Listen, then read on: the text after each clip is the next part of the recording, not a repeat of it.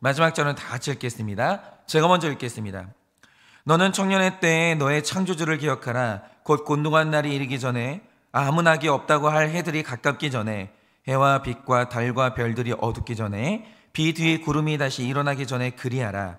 그런 날에는 집을 지키는 자들이 떨 것이며 힘 있는 자들이 구부러질 것이며 맷돌질하는 자들이 적음으로 그칠 것이며 창들로 내다보는 자가 어두워질 것이며 길거리 문들이 닫혀질 것이며 맷돌 소리가 적어질 것이며 새 소리로 말미암아 일어날 것이며 음악하는 여자들은 다 쇠하여질 것이며 또한 그런 자들은 높은 곳을 두려워할 것이며 길에서 놀랄 것이며 살구나무가 꽃이 필 것이며 메뚜기도 짐이 될 것이며 정욕이 그치리니 이는 사람이 자기의 영원한 집으로 돌아가고 조문객들이 거리로 왕래하게 됨이니라. 은줄이 풀리고 금그릇이 깨지고 항아리가 샘 곁에서 깨지고 바퀴가 우물 위에서 깨지고 흙은 여전히 땅으로 돌아가고 영은 그것을 주신 하나님께로 돌아가기 전에 기억하라. 전도자가 이르되 헛되고 헛되도다. 모든 것이 헛되도다. 전도자는 지혜자이어서 여전히 백성에게 지식을 가르쳤고 또 깊이 생각하고 연구하여 잠언을 많이 지었으며 전도자는 힘써 아름다운 말들을 구하였나니 진리의 말씀들을 정직하게 기록하였느니라. 지혜자들의 말씀들은 찌르는 채찍을 같고 회중의 스승들의 말씀들은 잘 박힌 목 같으니 다 한 목자가 주신 바이니라. 내 아들아, 또 이것들로부터 경계를 받으라. 많은 책들을 짓는 것은 끝이 없고 많이 공부하는 것은 몸을 피곤하게 하느니라. 이 일에 결국은 다 들었으니 하나님을 경외하고 그의 명령들을 지킬지어다. 이것이 모든 사람의 본분이니라. 다 같이 읽겠습니다. 하나님은 모든 행위와 모든 은밀한 일을 선악간에 심판하시리라. 아멘. 기도하겠습니다. 하나님, 오늘은 전도서를 마무리하는 중요한 날입니다. 하나님, 오늘 이 아침에 이 전도자의 가르침이 끝나는 이날, 오늘 우리에게 어떤 가르침을 주시겠습니까? 하나님, 이 마지막 가르침을 오늘도 잘 듣게 하여 주시고 이제 우리의 삶이 연말을 향해서 가는데 정말 이 다가오는 2023년을 잘 준비할 수 있도록 주님께서 오늘도 우리에게 귀한 가르침을 허락하여 주시옵소서. 주님 말씀하시면 잘 듣겠습니다. 예수님의 이름으로 기도드립니다. 아멘. 네, 오늘은 이 전도서를 마무리하는 날인데요. 이 한 해를 마무리를 앞둔 이 가을에 우리가 솔로몬을 만났고 그가 인생에서 깨달은 것들을 우리가 배울 수 있었습니다. 그런데 우리가 이제 며칠 동안 가만히 들어보니까 결국 솔로몬이 우리에게 가르치는 인생의 진리 중에 진리가 뭡니까? 인생의 본질은 헛되다는 겁니다.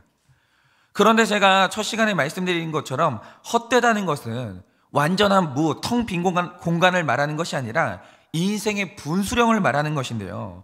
인생의 헛됨을 깨닫는 바로 그 순간 나의 배우자도 헛되고 자녀도 헛되고 인생의 성공도 헛되고 이 세상의 모든 것이 헛되다는 그것을 깨닫는 그 순간 모든 것의 의미를 부정하는 허무로 빠질 것이냐, 아니면 세상에 대한 집착과 우상을 내려놓고 인생의 주인 대신 하나님을 만날 것이냐, 바로 이것을 결정하는 중요한 자리가 바로 헛됨이라는 거예요. 그러니까 여러분, 만약에 여러분이 이 땅에 뭔가에 집착해가지고 괴로움에 빠졌다, 그러면 여러분들이 그것이 우상이 되신 거예요. 여러분, 우리가 하나님 앞에서 이 헛됨의 자리에서 하나님을 만난다는 것은 뭐냐면 이 세상의 모든 집착으로부터 벗어나 결국 하나님을 만나는 것, 이 영적인 사람이 되는 것, 이것이 바로 이 헛됨이라는 자리가 가지는 분수령적인 의미라는 거죠. 그런데 여기에서 결국 솔로몬이 말하는 게 뭐겠습니까? 너희는 허무주의로 빠지지 말고 하나님을 만나라, 영적인 사람이 되라, 이 말씀을 하시는 거예요.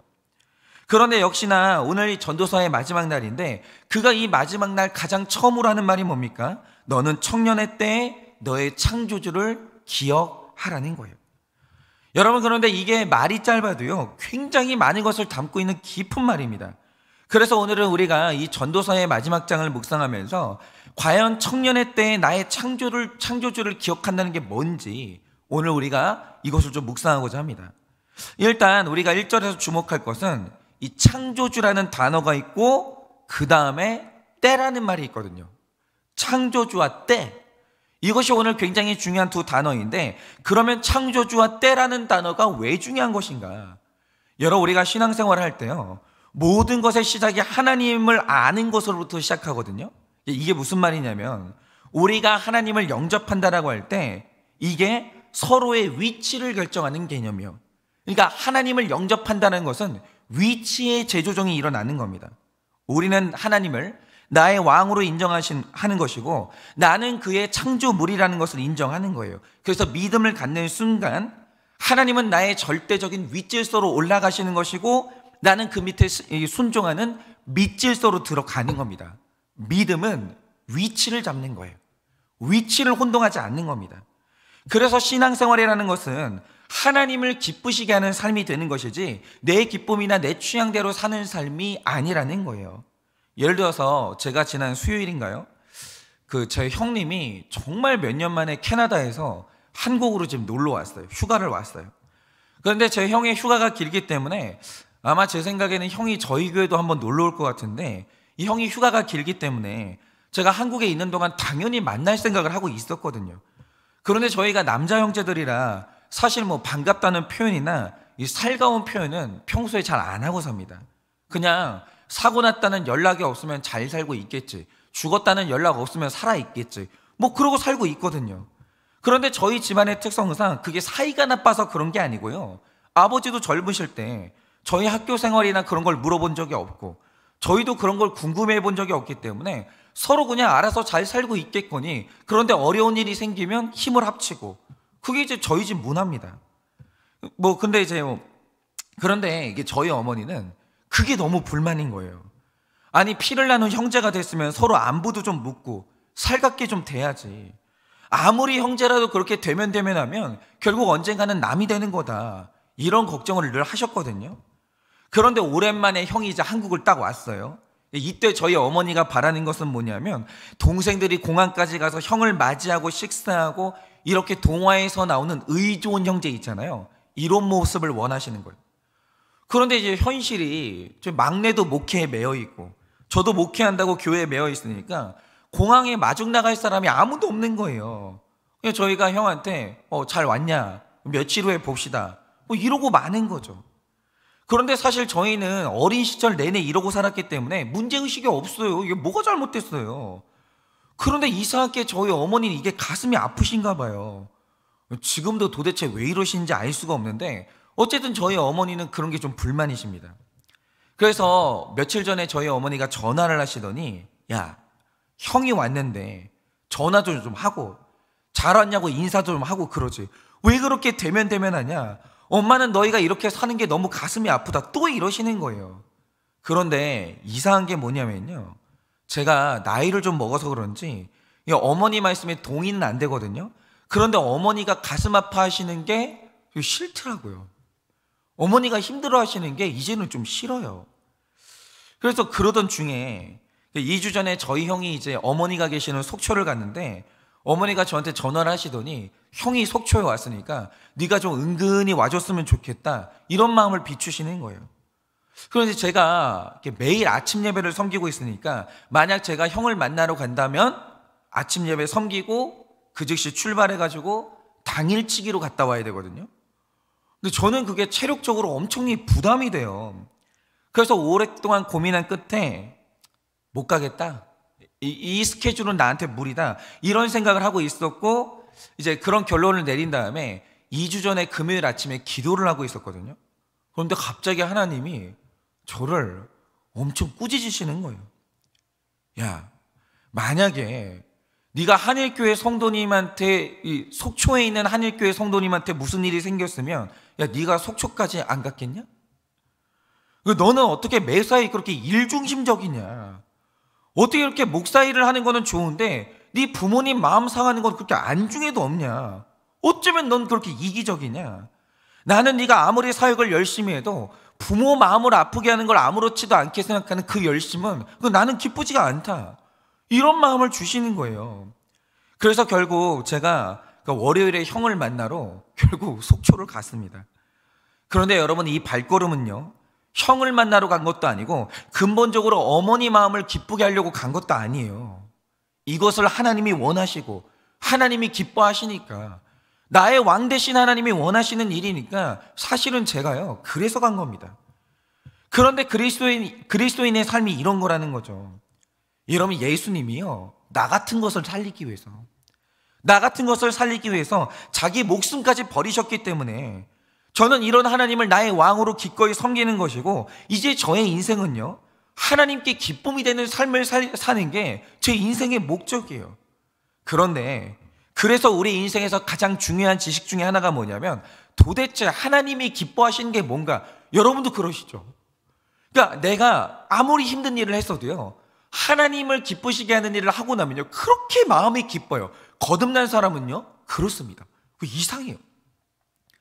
내가 아무리 하기 싫었던 일이라도 딱 내가 뭔가를 했는데 하나님이 기뻐하시는 게 느껴지잖아요. 그러면 힘든 게 싹 사라지는 거예요. 택자들은 이런 마음이 있다라는 거죠.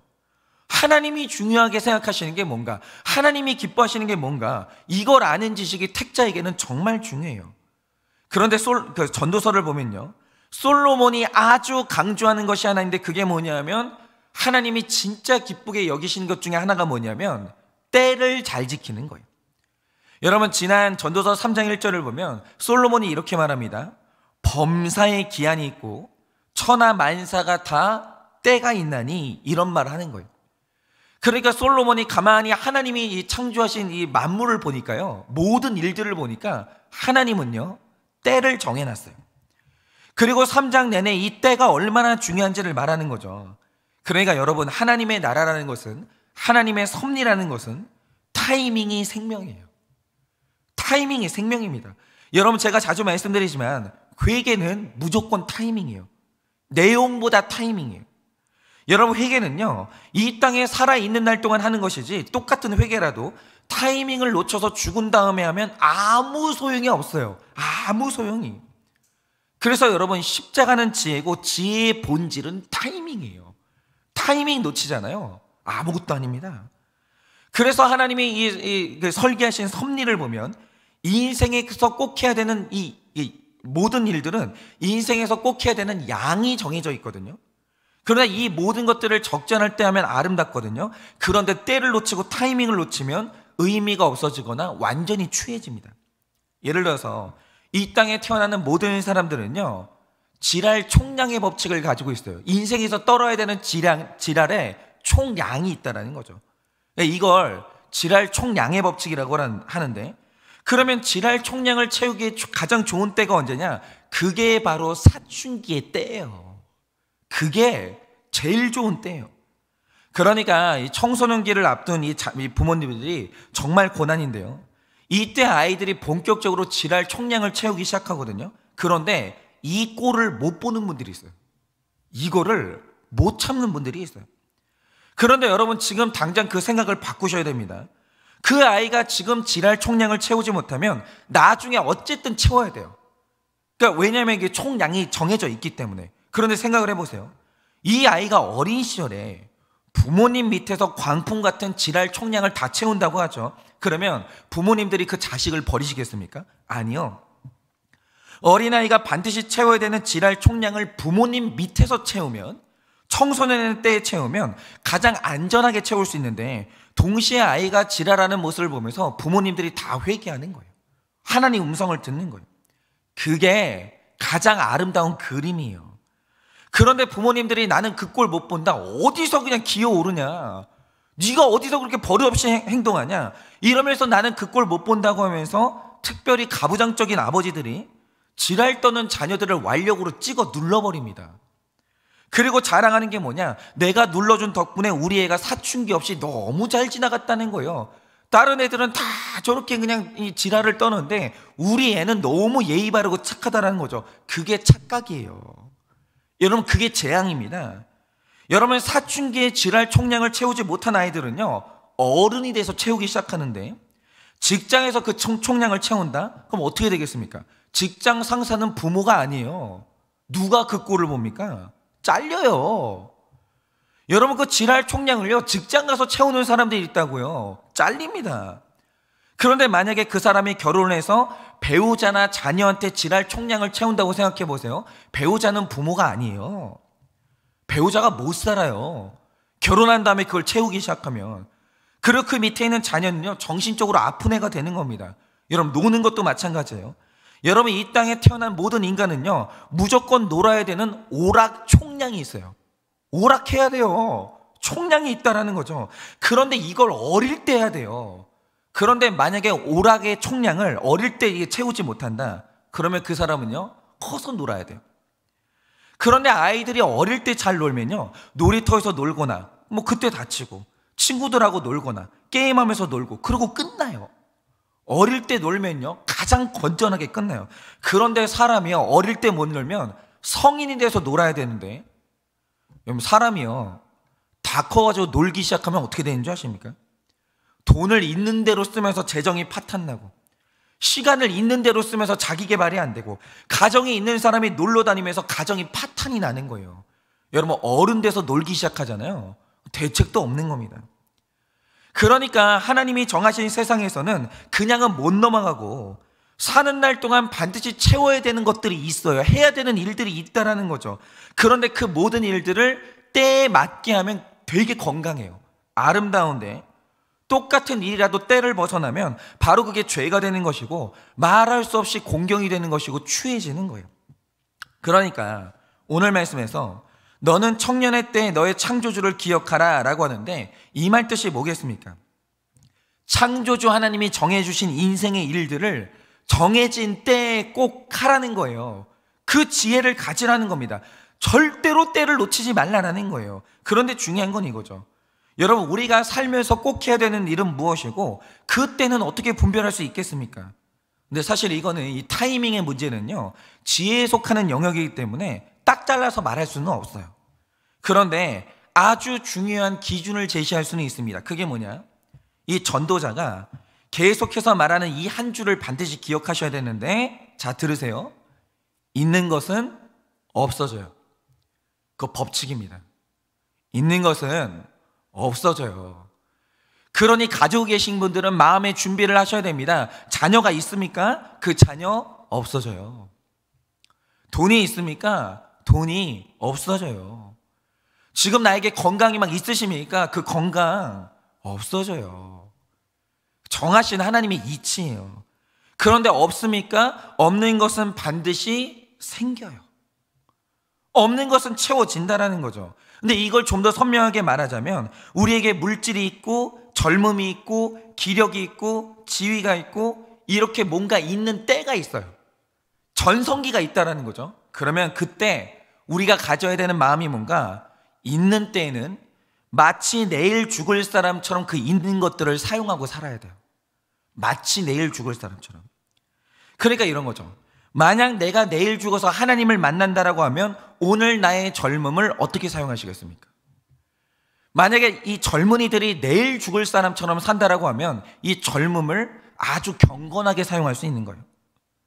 여러분, 만약 내가 내일 죽는다라고 하면 나의 물질, 나의 시간을 어떻게 사용하시겠습니까? 그러니까 인생에서 전성기를 맞이한 분들, 인생에서 뭐든지 있는 분들은 마치 내일 죽을 사람처럼 살아야 돼요. 그리고 우리 인생은 필연적으로 전성기가 끝나고 내려가는 때가 있거든요. 없어지는 때가 오거든요. 이제 건강도 없어지고 돈도 없어지고 지위도 없어지고, 이렇게 개인의 종말이 다가오고 고난이 다가오는 때가 있는데, 그렇게 힘들 때는 어떻게 살아야 되냐? 마치 영원히 살 사람처럼 살아야 돼요. 죽음이 다가오잖아요. 영원히 나는 살아간다, 이런 마음으로 살아야 되는 거죠. 그러면 이러한 기준을 상정하고 없다가 생기는 청년의 때와 있다가 없어지는 고난의 때 반드시 해야 되는 일이 뭔지, 이걸 딱 두 가지만 나누려고 하는데요. 일단 청년의 때, 전성기를 맞이한 분들이 있으십니까? 그때 반드시 해야 되는 게 뭐냐면, 있을 때, 힘이 있을 때 그때 고난을 잘 당해야 돼요. 그러면 왜 청년의 때, 전성기의 때 고난을 잘 당해야 되냐? 제가 말씀드린 것처럼 이 세상의 모든 것은 우리가 반드시 채워야 되는 총량이 있거든요. 그런데 모든 사람의 인생이 공평한 이유가 뭐냐? 많이 배운 사람들이든 못 배운 사람이든 이 땅에서 당해야 되는 이 고난의 총량은 다 정해져 있어요. 이게 없는 사람은 없어요. 모든 사람은 각자 당해야 되는 고난의 총량이 다 정해져 있습니다. 반드시 정해져 있어요. 그러니까 다들 가면 쓰고 연기할 뿐이지 고난을 면제당하는 사람은 이 땅에 아무도 없습니다. 그런데 보면요, 그 고난을요, 청년의 때에 잘 당하는 분들이 있어요. 뭔가 있을 때, 잘 나갈 때, 힘이 있을 때 다가오는 고난을 굉장히 잘 당하는 분들이 있다는 거죠. 그런데 고난을 잘 당한다는 게 뭐냐? 고난은요, 보통 내 죄에 대한 결론으로 오거든요. 그런데 청년의 때에 고난을 당하면서 이 죄의 대가를 정말 잘 치르는 분들이 있어요. 너무너무 잘 치러요. 해야 될 회개가 있으면 정확하게 회개를 잘하고, 당해야 될 수치가 있으면 수치를 잘 당하고, 갚아야 될 빚이 있으면 빚을 잘 갚는 거예요. 그리고 청년의 때에 훈련을 잘 받아서 고난을 해석하는 법을 청년의 때 이미 잘 받아놓은 분들이 있다는 거죠. 이게 고난을 잘 당하는 건데, 청년의 때에 고난을 잘 당하면 어떤 복을 언제 하십니까? 자, 우리가 어릴 때나 나이 들어서나 언제든지 고난은 와요. 그런데 청년의 때에 고난 총량을 잘 채우면요, 중년의 때 혹은 노년의 때에 고난이 와도 그게 고난이 안 돼요. 이미 훈련이 돼 있기 때문에 똑같은 고난이 와도 그게 놀라지가 않고 고난이 안 돼요. 이걸 어떤 길로 피해야 될지 그 지혜가 생기면서 그 길로 잘 피하게 된다는 거죠. 그게 바로 복이에요. 복 받는 거예요. 청년의 때에 고난을 잘 당하면요, 노년의 때에 복 받아요. 고난을 피해가는 거예요. 그리고 젊을 때에 이 죄의 빚을 다 갚은 사람은요, 나이 들어서 치를 대가가 없어요. 여러분, 청년의 때에 고난 잘 당하는 게 얼마나 중요한지 아십니까? 그러니까 이 청년의 때에 고난을 잘 당하는 사람은요, 장년 혹은 노년의 때에 복 받을 일밖에 없고 추수할 것밖에 없는 거예요. 그래서 시편 140편 12절 말씀처럼 청년의 때에 고난을 잘 당하는 것이 유익 중에 유익이에요. 고난당하는 것이 내게 유익이라. 유익 중에 유익이에요. 고난 잘 당하는 거. 그런데 가만히 보면요, 청년의 때 고난을 요리조리 피해가고 치료해야 될 죄의 값을 치르지도 않고 말씀으로 해석하는 법을 배우지도 않는 분들이 있어요. 그런데 그 젊을 때 이 고난 총량을 채우지 않으면 어차피 노년의 때가 오거든요. 이거는 그냥 어느 때든 와요. 그런데 뒤늦게 고난을 해석하는 법을 배우려고 하면 이미 생각이 굳어져 가지고요, 잘 들어오지가 않아요. 생각이 안 바뀝니다. 그리고 원래 죄의 빚이라는 것은 이자가 붙기 때문에 빚 갚는 적용이 늦어지면 늦어질수록, 회개가 늦어지면 늦어질수록 갚아야 되는 빚의 규모가 눈덩이처럼 불어나요. 눈덩이처럼. 이게 고난이요, 어마어마하게 세지는 거예요. 그리고 어떤 사람은요, 아예 갚을 수가 없는 규모가 되는 겁니다. 그래서 나이 들어서 당하는 고난은요, 그 고통이 상상을 초월해요. 상상을. 청년의 때에 당하는 고통이 제일 아름다워요. 여러분, 노년의 때에 당하는 고통은요, 상상을 초월해요. 그러니 곤고한 날이 이르기 전에, 나는 아무나게 없다고 할 해들이 가깝기 전에, 해와 빛과 달과 별들이 어둡기 전에 이 모든 고난을 해석할 실력을 갖추시고 미리 죄의 값을 치르세요. 여러분, 성경 실력은 청년의 때에 갖추시는 거예요. 전성기가 오셨습니까? 그때 성경 공부 미리미리 하셔야 되는 거예요. 훈련을 미리미리 받아 놓으셔야 되는 거예요. 여러분, 그렇게 청년의 때에 고난을 잘 당하는 사람은요, 노년의 때에 복 받을 일밖에 없고 이 추수하는 인생이 되는 겁니다. 여러분, 청년의 때, 이거는 어린 사람을 말하는 게 아니에요. 아직도 힘이 있을 때, 아직도 내가 전성기를 지나고 있을 때, 여러분, 고난 잘 당하세요. 치러야 될 값이 있으면 그때 다 치르세요. 그리고 노년에는 추수하시기를 바랍니다. 그리고 두 번째로, 그러면 내 인생이 저물어갈 때 그때 적용해야 될 게 뭐냐? 제가 아까 말씀드린 것처럼 내 육신이 약해지고 내 죽음이 가까워질수록, 근데 여러분, 죽음이 가까워진다는 건 노인만의 일이 아닙니다. 저희 교회에 소아암 병동에서 일하는 청년이 있거든요. 여러분, 그 청년이요, 젊은이들의 죽음을 날마다 봐요. 그러니까 누구든지 내 육신이 약해지고 내 죽음이 점점 가까워질수록 내 영혼 안에 영원한 것들이 강해져야 돼요. 영원한 것들의 속성을 가진 것들이 있는데 그게 점점 강력해져야 돼요. 예를 들어서 여러분이 잘 아시듯이 고린도전서 13장 13절을 보면 믿음, 소망, 사랑, 이 세 가지가 나오거든요. 이거 중요합니다. 왜냐? 이 땅이 더 없어져도 믿음, 소망, 사랑이 안 없어져요. 이 세 가지가 영원성을 가지고 있다는 거죠. 그런데 내 육신이 약해지고 생명이 약해질수록 점점 노년으로 갈수록 믿음, 소망, 사랑이 계속 뚜렷해지고 강해져야 돼요. 근데 이게 그냥 되는 건 아니고 젊은 날 동안 훈련해야 돼요. 믿음 훈련해야 되고요, 소망 훈련해야 되고요, 사랑을 훈련해야 돼요. 그리고 노년으로 가면 갈수록 내 육체가 약해질수록 믿음, 소망, 사랑이 뚜렷해지고 강력해져야 돼요. 왜냐? 예를 들면 이런 거죠. 그러니까 제가 지난 금요일에 전화 한 통을 받았는데 저희 교회 집사님이 교회 휴대폰을 놓고 가신 거예요.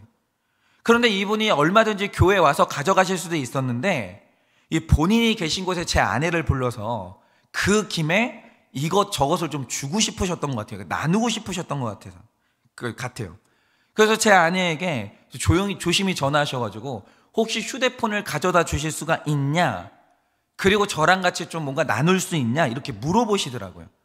그런데 이게 먼 거리도 아니기 때문에 제 아내가 흔쾌히 가겠다라고 했는데 저는 뭐든지 아내가 하면 좀 걱정이 되고 미숙해 보여가지고 제가 물어본 거죠. 당신이 혼자 운전해서 갈 수가 있겠냐? 힘들지 않겠냐? 그러니까 제 아내가 하는 말이 뭐냐면 되게 신기했는데, 여보, 내가 이분을 사랑해서 가는 거야. 안 힘들어. 이러는 거예요. 근데 제가 결혼하고 나서 아내한테 이런 용어를 들은 게 처음이에요. 내가 이분을 사랑해서 가는 거야. 하나도 안 힘들어. 그러니까 제 아내가 성도로 살면서 사랑이 양육이 됐더라고요. 사랑이 성장을 했어요. 그러니까 배우자가 이런 것들을 서로 보는 건데, 그런데 제가 본 게 뭐냐면 사랑이 없으면 힘들어요. 사랑이 없으면 먼 거리가 돼요. 사랑이 있으면 안 힘들어요. 사랑이 있으면 짧은 거리가 돼요. 이 사랑이 대단한 거예요. 그러니까 사랑이 있으면 모든 것들이 뛰어넘어지는 거예요. 그러니까 누구에게든지 결국 육신이 약해지는 날이 오고 죽음이 점점 다가오거든요. 그런데 그 마음에 영원한 것들이 점점 강해지는 분들이 있어요. 믿음, 소망, 사랑이 잘 성장하고 양육되다가 강해지는 분들이 있다는 거죠. 그러면 그것들이 우리의 영혼을 지키고 그것들이 우리를 천국으로 인도하는 거예요. 육신은 약해지는데 마음을 강력하게 만들어주고 단단하게 만들어주는 거예요. 영원한 것들을 양육해야 돼요. 영원한 것들이 점점 강해져야 돼요. 그래서 사람이 성화된다는 말의 뜻이 뭐냐면, 나이 들수록 믿음, 소망, 사랑이라는 이 영원성을 가진 것들이 내 안에서 점점 뚜렷해지고 강해지는 거예요. 그게 바로 어른이에요. 여러분, 누구나 다 노인은 될 수 있습니다. 누구나 다 노력하지 않아도 노인인데요, 어른은 아무나 되는 게 아니에요. 어른은 누가 되냐? 젊은 날에 믿음, 소망, 사랑을 훈련한 분들이에요. 이게 양육된 분들이고 나이가 들수록 이게 커지는 분들이 있다는 거죠. 그러면 그분들이 교회에, 어떤 사회의 어른이 되는 거예요. 그래서 성도의 가장 이상적인 모습이 뭐냐? 나이 들수록 인자해지고 단순해져야 돼요. 그러니까 이게 많은 생각하지 않고 인생의 복잡한 것들이 오면 올수록 믿음의 영역으로 넘어가는 분들이 있어요. 아브라함이 그랬죠. 여러분, 아브라함이 젊을 때는 생각이 되게 많았거든요.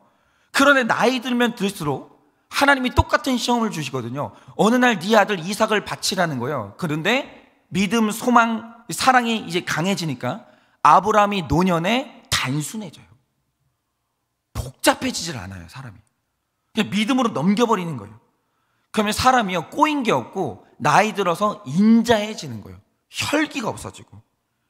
그리고 고난 많은 사람이 이 세상에서 소망이 강해지면 어린아이 같은 마음을 여전히 품을 수 있고요, 사랑이 강해지면 미운 사람이 없어져요. 품는 게 커져요. 최대한 많은 사람을 품는 거예요. 그게 바로 어른이라는 거죠. 그런데 살아가는 날 동안 이 성화의 훈련이 안 돼서 나이가 들었는데도 불구하고 믿음, 소망, 사랑이 훈련이 안 된 분들이 있어요. 여러분, 그거 가능합니다. 이거 애써서 훈련하지 않으면 나이가 아무리 들어도 믿음, 소망, 사랑이 성장을 안 하는 분들이 있어요. 그러면 나이 들어서 이 영원한 것들이 약해지면 사람이 독해져요. 사람이 굉장히 두려운 게 많아지고 조바심이 많아져요. 그리고 작은 일에도 계속 섭섭해져요. 그리고 생각이 많아져요. 여러분, 믿음이 약한 분들은요, 나이 들어서도 그렇게 생각이 복잡하고 매사에 순수한 게 없고 그렇게 머리를 써요. 그리고 소망이 없는 분들은 나이 들어가지고 굉장히 인색해지는데, 여러분, 세상에서 가장 매력이 없는 사람이 누군지 아십니까? 그 인색한 사람이에요. 너무너무 인색한 분들. 그리고 그 중에서도 가장 악한 게 뭐냐, 나이 들어서 가지고 원한이 안 풀린 분들이 있어요. 끝내 용서 안 되는 분들. 나이가 드셨는데 속이 좁은 분들이 있다라는 거죠. 이유가 뭐냐, 사랑이 양육이 안 된 거예요. 사랑이 훈련이 안 된 거예요. 그런데 나이 드셔가지고 그렇게 원한이 많고 화병이 많고 조그만 일에도 용서가 안 되는 분들이 있죠. 그 곁에는 사람이 아무도 안 가는 거예요. 매력이 없는데 누가 가겠어요. 내가 말 한마디 하면 언짢아하고 미움받고 어디 가서 내 욕을 그렇게 하고 다니는데 누가 그 옆을 가겠습니까? 여러분, 사람이 성장하지 않아서 화가 많고 미운 게 많은 어른의 집에는 늘 고부간의 갈등이 있고 명절에 돼도 찾아오는 사람이 없고 외로울 때 말동무해 주는 사람이 없는 거예요. 그러니까 제가 다시 말씀드리지만 우리가 노력하지 않아도 노인은 누구나 돼요. 그런데 어른은 아무나 되는 게 아니에요. 그런데 어른은 이 나이 들어갈수록 믿음, 소망, 사랑이 영원한 것들이 내 마음에서 성장해야 그걸 어른이라고 하는 거예요. 그러니까 오늘 이제 이 전도서 말씀을 마치려고 하는데요, 오늘 하루를 사실 때 다가오는 고난을 잘 당하시기 바랍니다. 청년의 때에 미리미리 고난을 잘 당하시기를 바랍니다. 그리고 청년의 때에 믿음, 소망, 사랑, 이 영원한 것들을 훈련하세요. 양육하세요.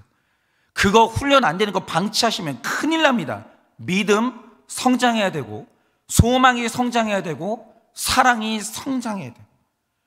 그래서 나중에는 우리가 영적으로 복을 받고 큰 어른으로 다들 그렇게 자리매김하시기를 예수님의 이름으로 축원합니다. 제가 기도하고 축도하고 마치겠습니다. 기도하겠습니다. 하나님, 정말 이 전도자를 통해서 많이 배웁니다. 주님, 오늘 전도자는 인생의 모든 것은 때가 있다라고 하는데, 주님, 우리가 청년의 때 고난을 잘 당하기 원합니다. 여러분, 이 청년의 때에 지금 하나님, 우리가 갚아야 되는 죄의 빚이 무엇입니까?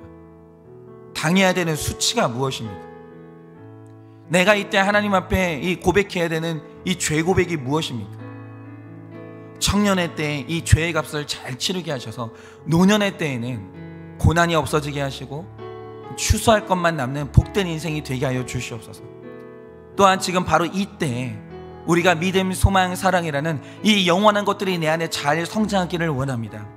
그래서 노년의 때에 노인이 아니라 어른 되기 원합니다.